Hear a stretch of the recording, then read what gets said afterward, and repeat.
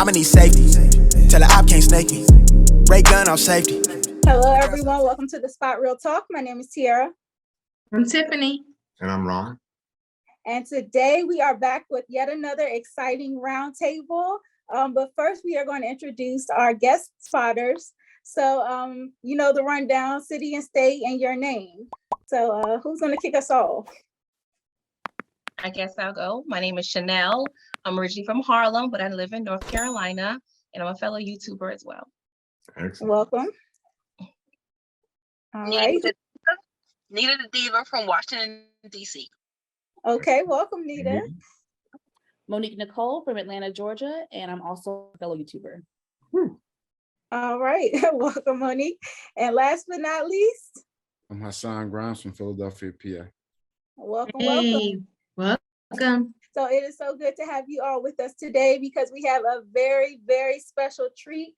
Ron is our guest here. Yes, they are. And let's see if they are ready to come in. Hey! All right. All right. All right. Welcome. What is going on? Have you started this recording? Yes, we have. Why are you doing that, Ron? See, this is the problem. This Get is the him. problem. Get him. I just need a little bit of heads up. So listen, y'all. Hi, everybody. Hi. Hello, welcome. Thank you. How y'all doing? We're all right. Amazing. Now That's that what's we up. see you are. Shut up. You so funny. I know you was acting like I wasn't coming. I said Tiffany has already reached out and done her job, and y'all play. Let me tell. I'm gonna tell. Are you? You said you're recording, right? Yeah, go ahead. Talk to us. This real talk. Because that's what I want you to know. One, hi. Hi. I'm glad to be here. And I want y'all to know, stop underestimating yourselves. I've been watching you guys for a very long time. I know Nita the Diva over there in her car, washing her car and not in the studio. I don't know. You understand what I'm saying? No, I don't know where your dog is, or is it a cat? It's some animal that be jumping in the way. Your pussy always is getting in the way of things.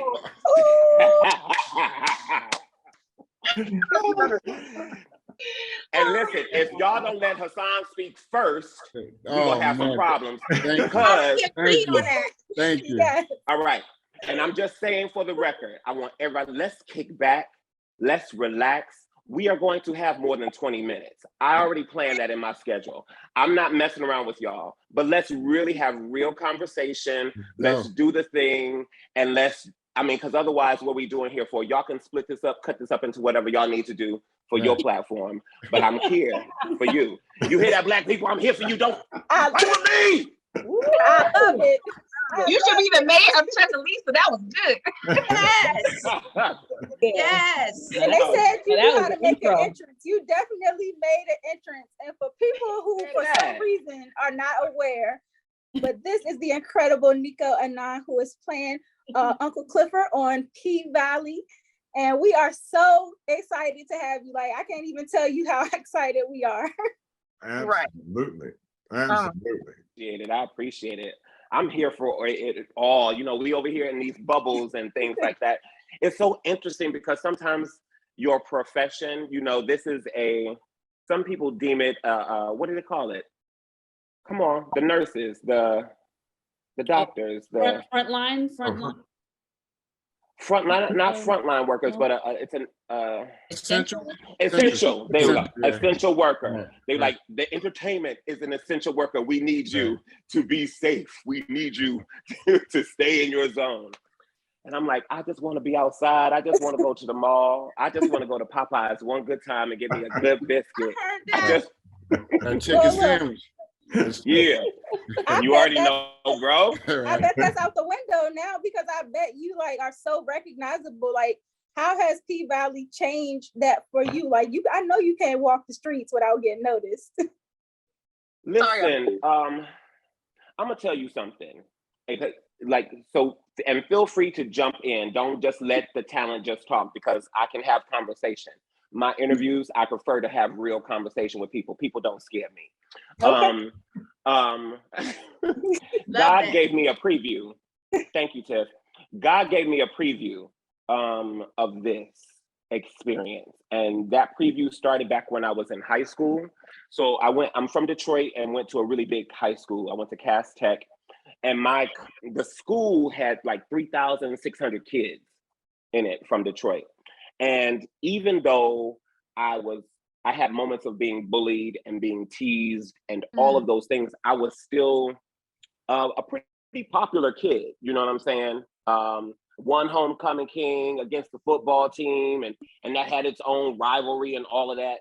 But I have had a peek into it before it happened. My graduation from SUNY Purchase, the Purchase Conservatory of Acting in New York, Wesley Snipes and Parker Posey, they were in a class together, in their class together. Wesley came and he spoke at my graduation. And listen, when they called my name, Israel Hicks, God rest his soul, that's my godfather in heaven. He was the dean of the program, and he introduced Wesley, and Wesley, da da da. So when I go up there at commencement, got my diploma and everything, my degree, Wesley, he dapped me up and he was like, I was wondering, nigga, who the hell they yelling for more than me? And I was like, well, we're both dark, so cheers to that, Wesley. You know, so this season of being outside and the recognizability and all that kind of stuff, so there is a difference for sure. There definitely is a shift, but I believe because I engage with people who they really are, people come and they have their whole they freak out moment. I understand now why I've seen some celebrities like, but I'm just me. I've always known that. But I'm like, oh, you think it's a different throne. It's the same, it's the same throne, different location. Do you understand what I mean? My sweat ain't no more better than yours. You know, we are each other. So they'll get over it. I try to have that moment where I bring them down. So people who are watching this, like if I ever have told you that I'm not going to take a picture with you, it's because you may have been freaking out. You've been freaking out. And for me, I prefer to have a real experience with them. I prefer, even if it's like, hey, like somebody approached John Clarence, who was who plays Big T. Yeah, a group of us went and we went to go see Nope. Okay, and so we was kicking it, and then after the show, this brother, he started hollering. He was like, yo. And John turns around and he's talking, and I stayed forward. I was just like, yo, keep your head on the plow. Don't look forward. His girl was over there. My people, we was all just getting, don't nobody turn around. I had my fitted on, I had my mask, and I had on glasses. Listen, I was like, she's being a little extra. She won't stop. So I turned around. I was like, listen, so and then she said, oh! Stuck like a roach. She was stuck like a roach. I was like, this is what we're gonna do. We are here. And her husband was like, yo, man, I'm saying I love the show. Like, I ain't never seen no shit like that before. Y'all teaching me. And he's going in, and I go, he wants to go in for the dap. I said, we in the bubble. Remember, I told you we in the bubble. So I gave him an elbow, and then she was like sitting and shaking with her phone. I said, listen, we're not gonna take no picture, because this is your picture right here. Right here. Right here. And I mean that shit. Like, if I have to give you something, because this energy be leaving me like Jesus. You know, folks touching the clothes, I'm like, oh, who's touching me? Why are you touching me for free? Why are you touching me for free? I know that's right. But yeah, so that's what it is. Okay, Tiffany, Ron, go ahead and jump in here before we get to everybody else. Well, I want Hassan to go first because, he the man for the day. Okay. Man. Thank you so much. I've been waiting for this moment. Now, first, I want to start off by saying you're great. Thank you, brother. We literally watch P-Valley in my household because of you. Uncle Clifford is like the best, right? In regards to your personal life, how much is Uncle Clifford you? And how much is Nicco when it comes to that role? We are very different. I think that you can feel my cousins in real life. They tell me, be like, yo, I just still see the same little hood nigga that's up there. But there is a difference. I definitely think, I am openly gay. Uncle Clifford is non-binary, so thereby there is that difference. We both are in the LGBTQ plus family. Uncle Clifford definitely has a lot more feminine aspects to life than I do. Uncle Clifford can't cook. Nicco can burn. Right. You know what I mean? But there are some similarities. Similarities would be both being dancers. Similarities being we both love. I am a person who has great discernment. And that discernment has led me in my career and in the projects that I choose to do, as well as the people that are around me. Right. So I feel like the way Uncle Clifford kind of loves is yielded a little bit from that. But the character itself stemmed from two ideas. The first of which Katori first told me when we first started doing the play back in 2009 with the first workshop of it.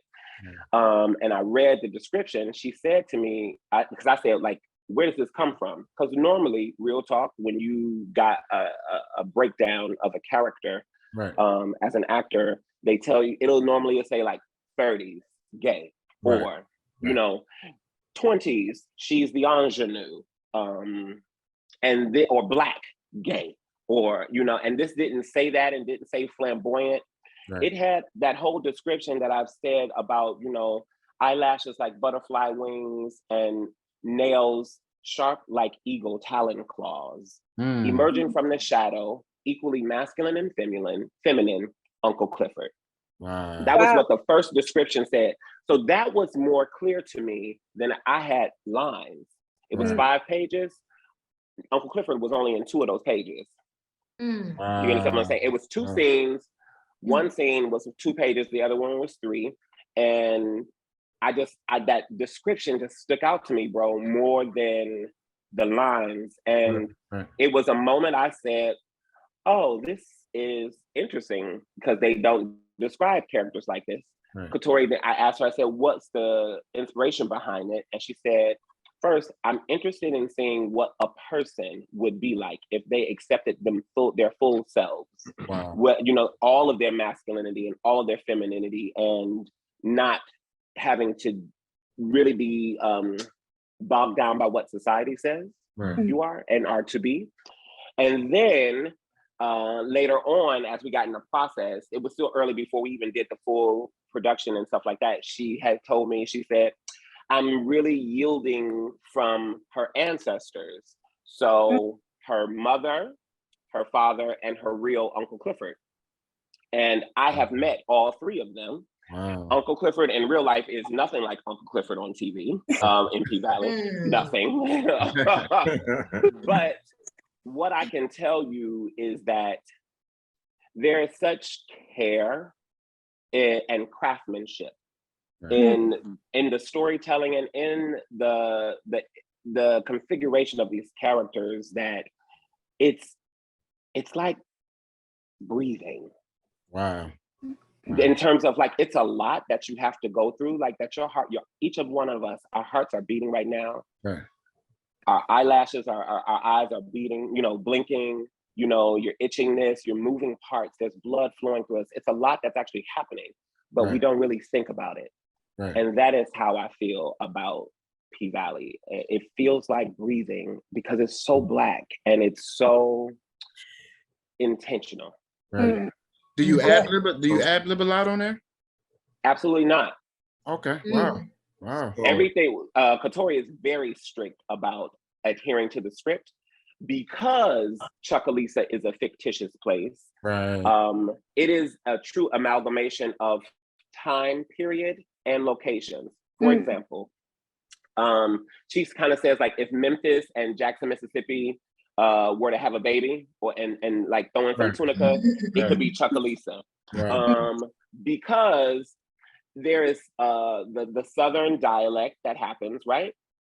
But there is also intentionally put in there a slanguage. So there's times where I, as Uncle Clifford, will say, that's some slaw, like some music, you know, and it's whack.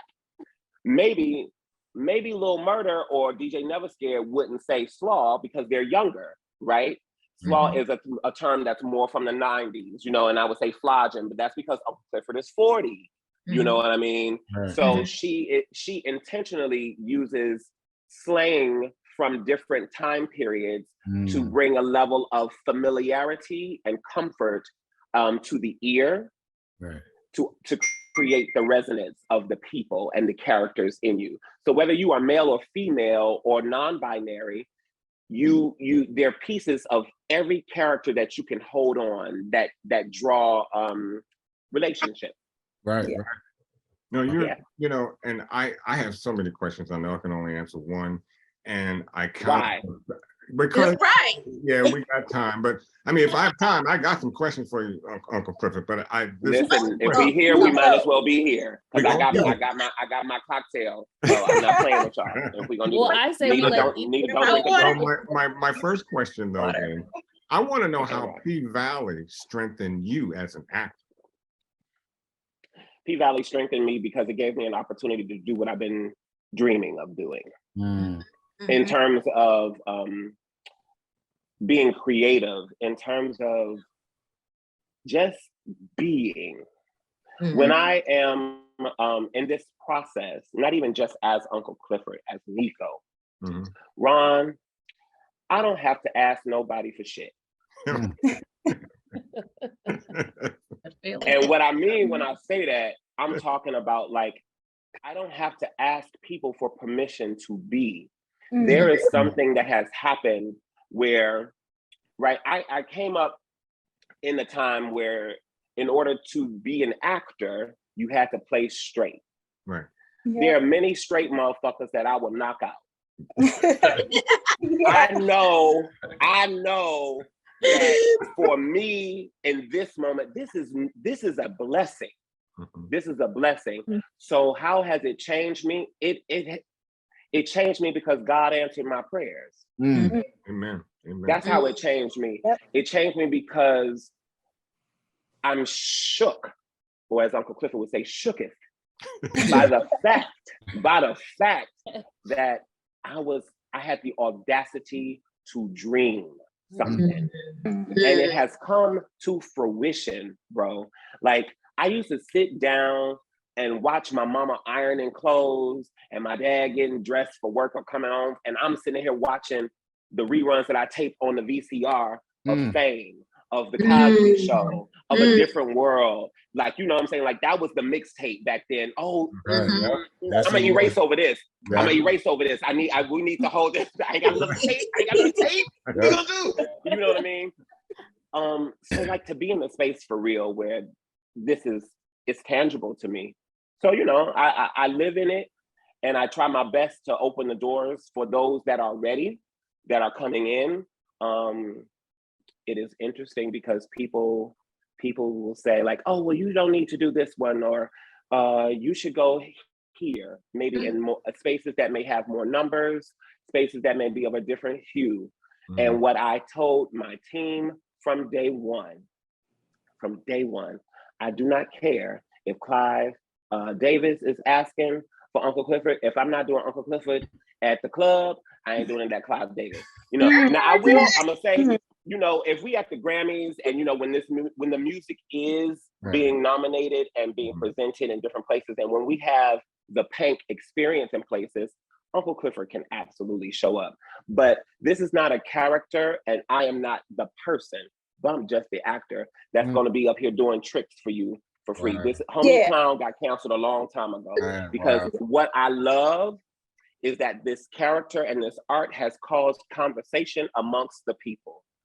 That, as Nina Simone says, is all as an artist I can ask for. That's that. I can keep going, but I'm gonna hold there. No, but I do want to say the realness that you are experiencing with us right now, and what I hear in Uncle Clifford that I love. Oh yeah. That is real, and that's where the two of you are inseparable, because that's why I asked that. Yep. What I'm seeing and hearing right now, and what I see on TV, Wow. I mean, that's you. That is you all the way, and I love it. And so keep it up. I think it's that word, authentic. Yes. It is. Yeah. Love that. I was gonna say that Gail, we spoke to Gail Bean yesterday, Mhm. and she gave you high praise for that. We asked her about P Valley, and she talked about the cast, and she said being around you guys, especially you, she said that you were a boss, and she said it made her boss up. So, I just wanted to let you know that. I love my Gail. We all come into this this industry at different points.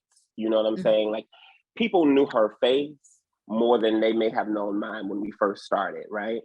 From Wanda, from Insecure, and I clearly I had, the first season of P Valley, and I had all those other shows that I had done, like guest stars and stuff on.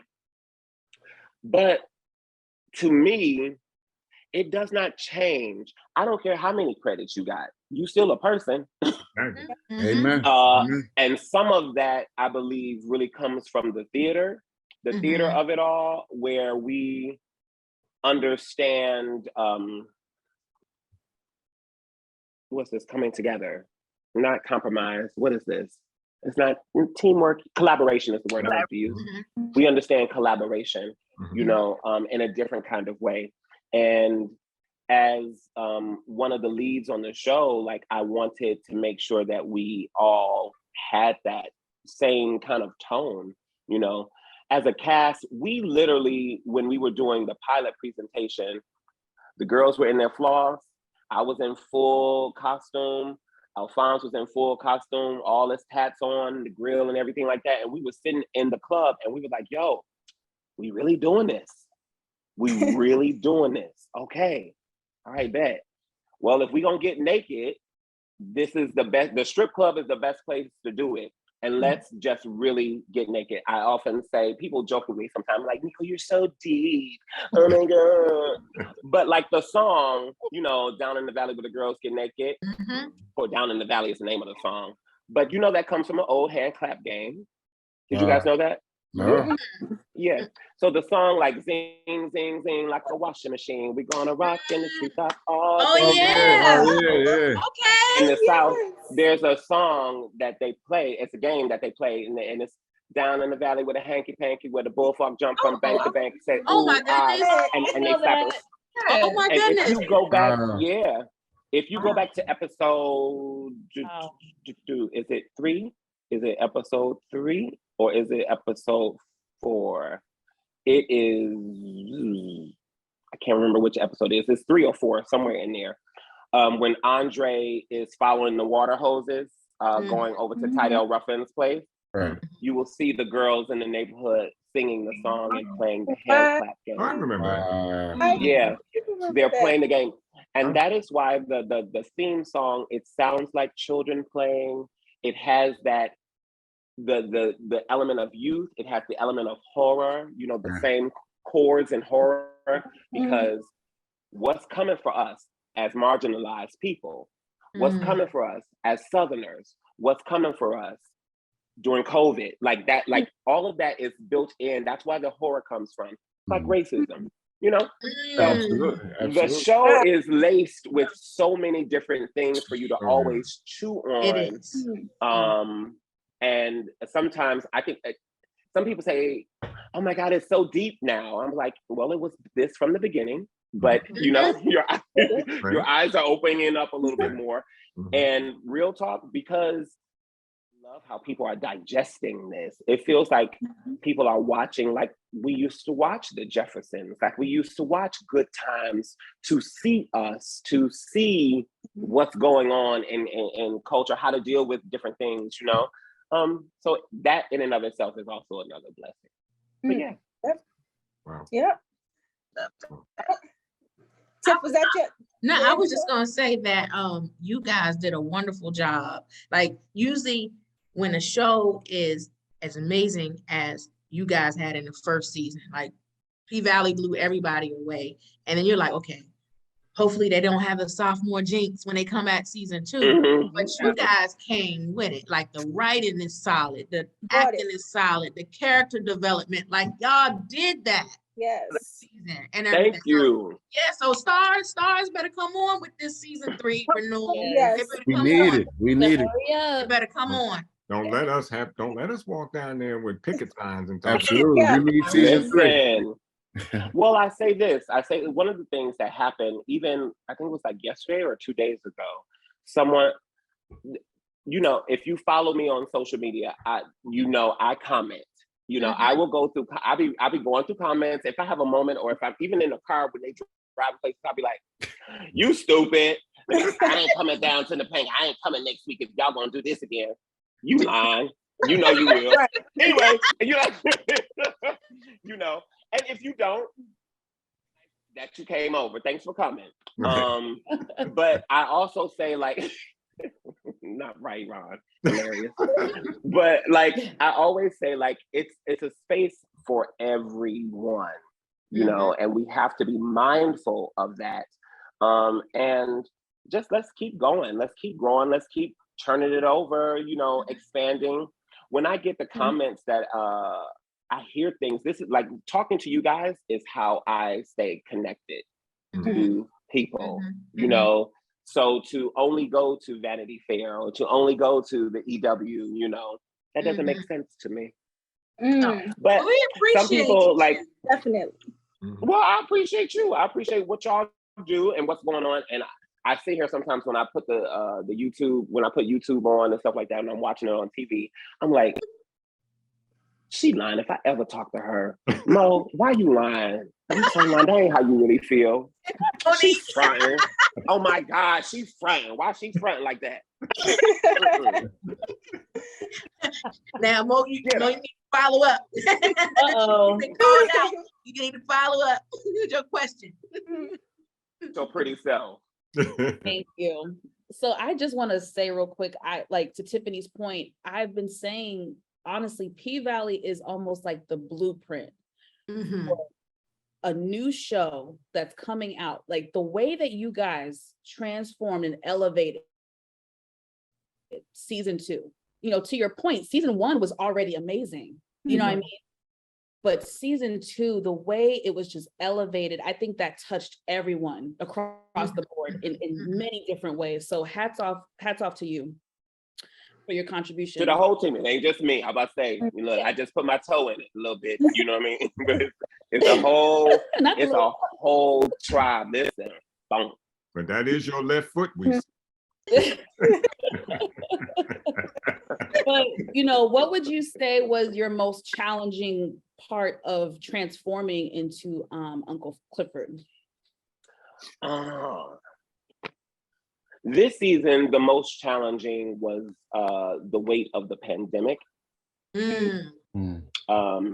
You know, it's interesting because people talk about like the glam, the looks, how was it in the heels, all that kind of stuff.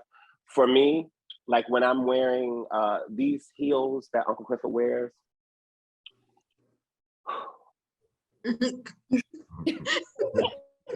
felt that. right. But I'm gonna tell you something. It feels necessary. It feels necessary because I feel like that's who she really is. I think that for me, the heels are like dancing. It's, you know, as a dancer, I feel like that's a part of the thing. Like it changes the way that I walk. It changes my fingers. It changes, you know, so like sometimes when people see me, they be like, damn, nigga, you look like you playing football. And I'm like, yeah, you know. And then when they be like, but you look so plush and dainty. You know, even when Jocelyn came on the show, she was like, oh my God, did you have any work done? And I was like, what kind of work? What are you talking about? You know, like, I was like, no. She was like, your body you just be looking so soft. Like it be looking like a woman's body. But I'm looking at you right now and I like want to fuck you. And I was like, come on, Jocelyn. Let's go, girl. You know? You know, so I feel like she was so much fun on set. She was so much fun. But I feel like the stress and the weight of the pandemic of it all was one of the most challenging this season because we had just kind of got out of the thing, right? It was just easing up. Personally, I went through a lot during the pandemic because I was in New York at the time. You know, I was doing Hot Wing King, the one that's the piece that Katori won the Pulitzer Prize for. So we were all hyping in the midst of that. And then it was like, oh, you got shut down. I literally thought it was gonna be like 2 weeks, right? I was like, oh, bet. I'm here kicking it back. I'm back on my old stomping ground. I'm like, oh, you can't go nowhere. Oh, okay. All right, I'm just chill. I'm gonna lay out, you know, I need to relax anyway. And then that 2 weeks turned into a month. It turned into 2 months. It turned into 3 months. And unfortunately, I saw someone take their life from the rooftop. And they passed through my window. They passed through the window where I was staying. And they said that it was too much for him. And I was like, okay, that happened on a Thursday. I was gone on Sunday because I was going through my own fears of traveling, what traveling could be like. I was going through like, okay, let's stay inside. And all of these things were going through my mind because I literally saw Times Square turn into The Walking Dead because there was no one walking. Yeah. And having lived in New York, like New York is a second home to me. I'm from Detroit, but I went to college in New York, and after college I stayed in Brooklyn and went from Brooklyn to, you know, Queens. And it was just that. And to see that transformation, I was like, okay, you cannot be held captive by this thing, this ominous pressure that's out here that you don't know or see. So I had to leave. So then to go back to work, and then they're like, and we're in the pandemic. And at first I was like, yes, absolutely, I'm here for it. But to tap into those emotions of it, to tap into the psychological component of where you were. Thankfully, you know, I didn't have it. Well, my father did catch COVID, and he was hospitalized. And that was also a scary thing.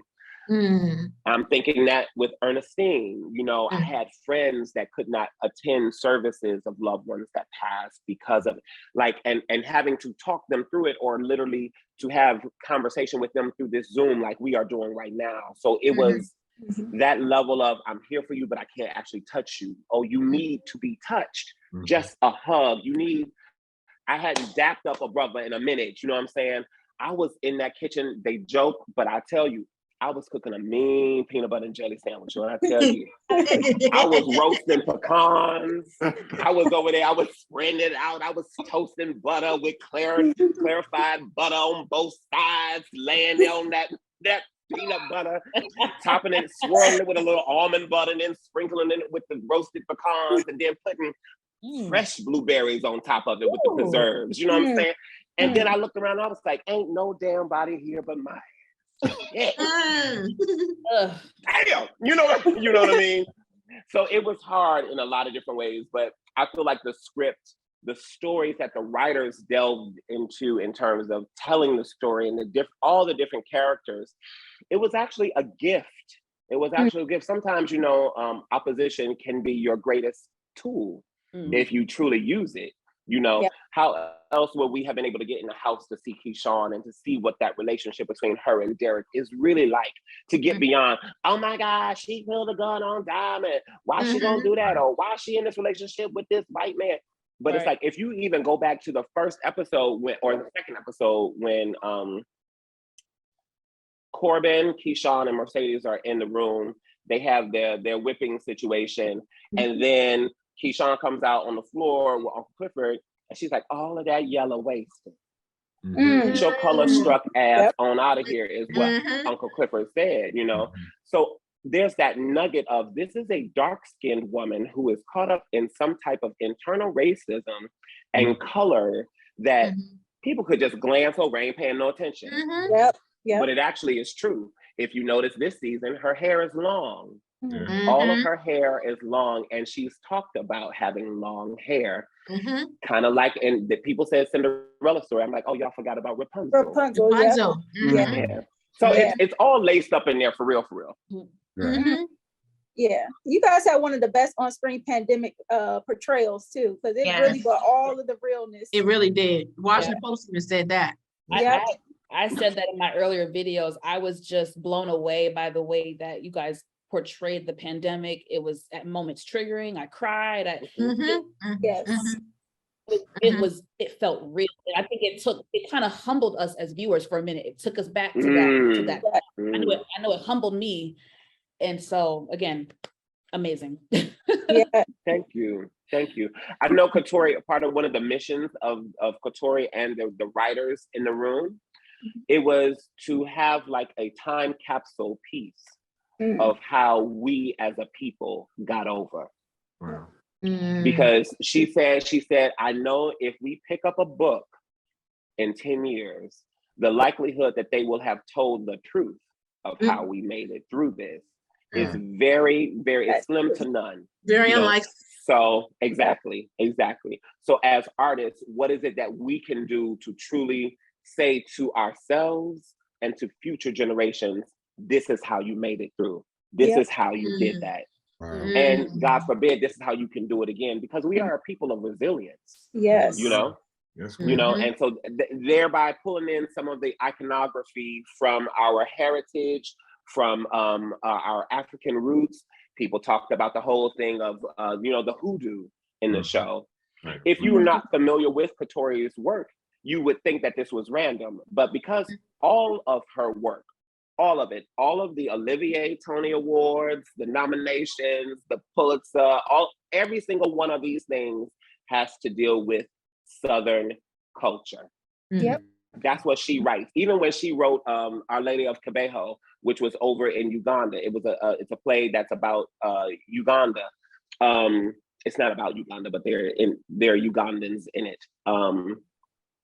She still merges where Africa and the South meet.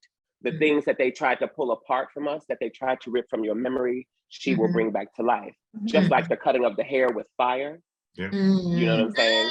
Oh, That's, boutique. Yeah, that's an African tradition, So yeah. Wow. Nita, jump in here, girl. Come on, double dutch with us. Yes, I'm about to jump in. Okay. So yes, let me continue to gush over you, Nicco. I love your work. For me, Uncle Clifford is your superpower is love. The way you love those girls. And I really, really enjoy seeing that, because Keyshawn, she needs that. You know what I'm saying? And I love that they kind of opened up her story and they really told it in a full way where we can kind of see the internal struggles that she was having.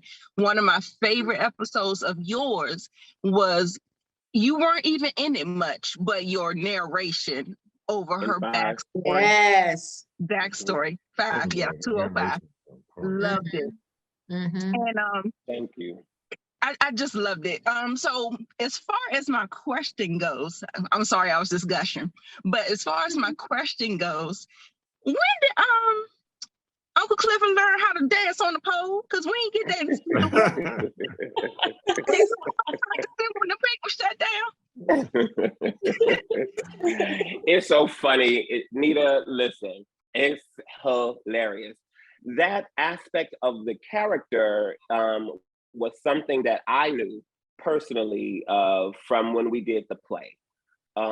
In doing the play, there are bits and pieces. The play works as an origin story, like a launching pad for all the things. When we did the full production, because they're different in workshops and workshopping a new piece, things change, different characters come and go and all of that, right?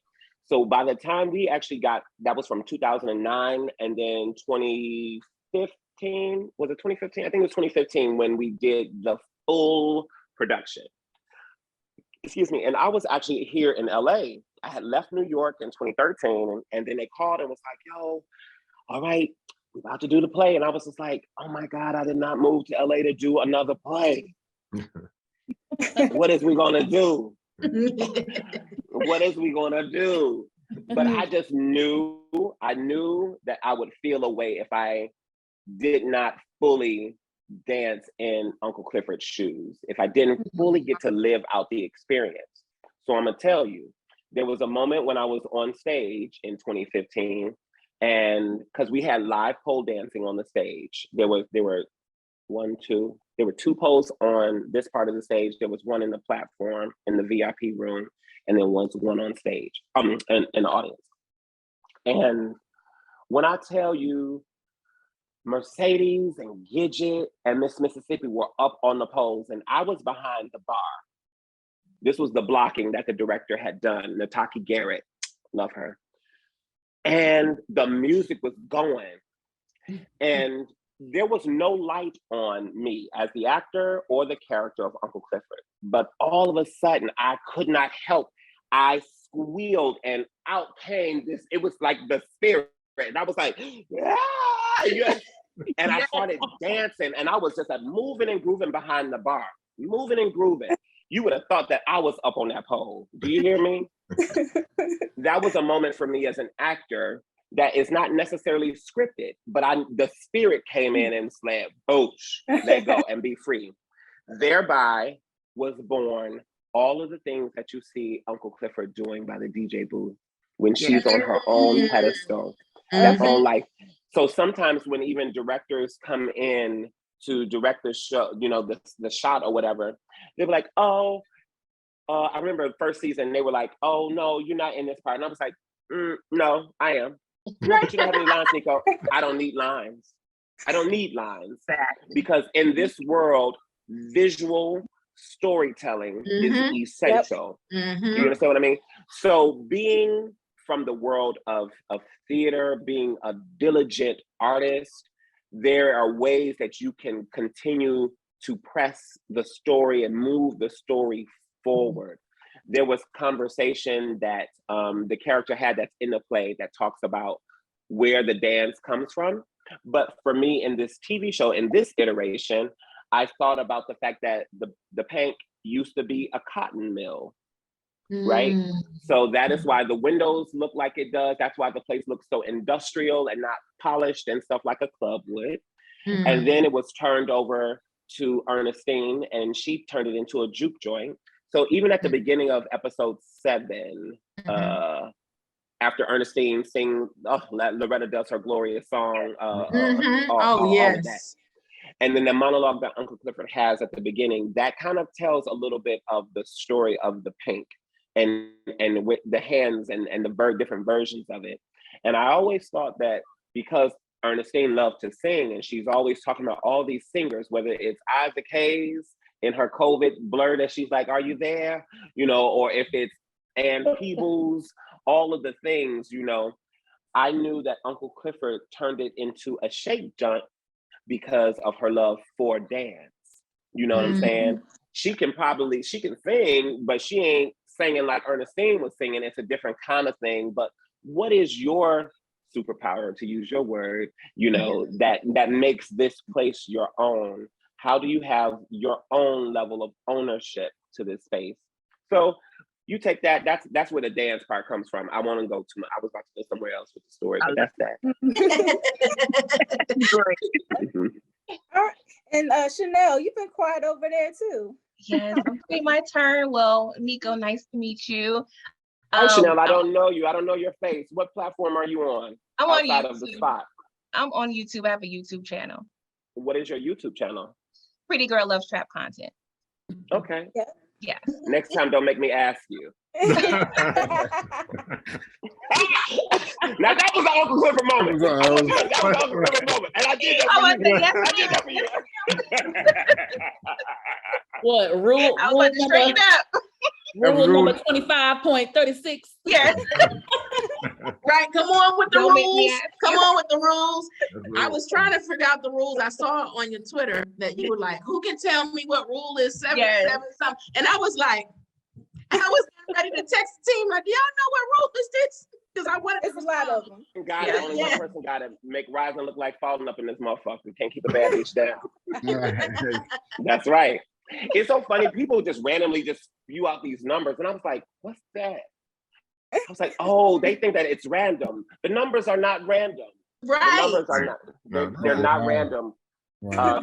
You will learn. You will learn soon. Come, if God willing, that we get this season 3. You will learn Yes. the We claim rationale that y'all behind getting that it. season 3. Y'all getting it. Yeah. I just can't see how y'all couldn't, because the conversations, the viewership and everything. I mean, I don't see how y'all couldn't get it. Right. Well, Tiff, real talk, and Chanel, real talk. I know you had a question. We ain't forgot about you. Okay.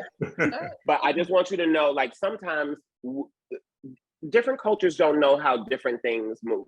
For example, Black Twitter is lethal. Lethal. You know what I mean? There's something going on right now, and I was like, oh my God. Brandy called me, was like, I'm so sorry. I was like, why did you do this to me? It was a picture that's not a flattering moment, right? But that's it. Nothing serious. Okay. Listen, everybody got it. It ain't nothing. It ain't nothing real. And I said, people don't know that they think going to Twitter or going to Instagram or Facebook is going to be the thing. But for industry things, all shows, whether that was Lovecraft Country, whether that's The Shy, whether that's, you know what I'm saying, any of the shows that highlight our stories, you got to go to IMDb. You got to go to Rotten Tomatoes. You got to go there and let those, because that's the machine engine that tells the people with the money that are backing the things that it's working. So if you have like 8 reviews that critics have done, and 7 of them are big, they love it, and one person gives you a mediocre situation, it draws that score down so much more. So then when the business affairs people go in and do the business of show, people, you know, they looking at it's 76, and it's like, oh my God, no, it's not 76. It's really more people that really love the show. So all of the content, all of the stories out here, you know what I'm saying, whether it's Snowfall, whether it's The Shy, whether it's, I don't care, whether it's P Valley, like, go and let your voice be known in those other platforms that are outside of our ciphers. That was a gem right there. That is a gem. I saw your comment and I sent it to a group of people. So we're good. We got you. Yeah, everybody out there that's watching comment this. on IMDb. Yeah. And back to Chanel, because Back to Chanel. Over. Sorry, Chanel. Well, I'm a Harlem girl, but I know a little bit about Detroit, so I want to say what up, though. What up, Joe? But you were there from the very beginning, since the play, which is a very unique position that you are put in. So, and I wish I was able to see the play, because I was just curious, because theater, that's a whole nother beast. I mean, acting in a show, TV, or the silver screen, the big screen, that's one thing, but theater, hats off and kudos to you guys. It ain't no joke. But I just wanted to know, since you had to transition from theater to television, what was your biggest transition as an actor, trying to mentally prepare for television coming out of the theater role for Uncle Clifford? Because that's a different, you know, because I've seen you previously, you mentioned in other interviews that it's more intimate in theater, but now you have a bigger audience. No. I think it's the opposite. It's more intimate in TV in terms of the performance of it, right? Okay. There is, this is a Freudian slip, because it is much more intimate in theater in terms of everyone is coming into this room. They are choosing to participate in this story. Everybody is sitting down. We are watching this thing, right? That's kind of like what I feel when it comes on Sunday night, you know, but because of the app and streaming and some impatient Pink Posse people, they be on at like 12:01, be like, oh my God, you know, so that's you. Yeah, but we watch it a few times. We watch, you know, watch midnight, watch the morning, you know, watch it as regular time Sunday. I got you. I received that. But I think that changes a little bit of the intimacy of it, right? Because appointed theater or appointed times to watch kind of congregates all of our energy and funnel it in this direction. The intimacy in TV, it comes because I don't have to project. I don't have to project to the back row. I don't have to do all of those things. I actually have to let you in. Do you understand what I'm saying? And especially for me, that was a challenge with Uncle Clifford because the character on paper to some and most can be so big and can be so, there's so much regalia, there's so much pizzazz around her. How do you make her a real person, you know? And that to me, it was the dance. That was the intimacy. So I really wanted, it was essential. It wasn't something that I like had to fight. It's already on the page, literally. Like all these characters, when you read the script, you read human beings, because the show is more of a visual graphic novel than it is, you know what I'm saying? It's intended. That's why the colors look the way that it does. That's why everything is so intentional. If you go back and you watch from season 1 up until season 2, episode 9, you're going to have a different experience today than you did back then. It is, and in that regard, come on, dare I? Are you gonna say that? Are you gonna say that? I think you're gonna say it. Say it. I think it's a little bit like Proverbs. So Proverbs for me, that's where the rule, for me as an actor, that's where Uncle Clifford's rules kind of are rooted. When you read the book of Proverbs, there are all of these rules and they just go on and on and on and on. And if you read it when you're 24, and then you read it again when you're 42, the very same verse and the very same rules, they will stick to your heart and to your mind and resonate with you in very different ways because you have experience. So I can say to Mercedes, what's rule 7.5? And she could say, no witnesses. If I said what's 7.5 to whisper, she wouldn't know. She hasn't lived enough life in the pain. She hasn't been here enough under. So it is different for different people, the same way that we talk about the language and things like that.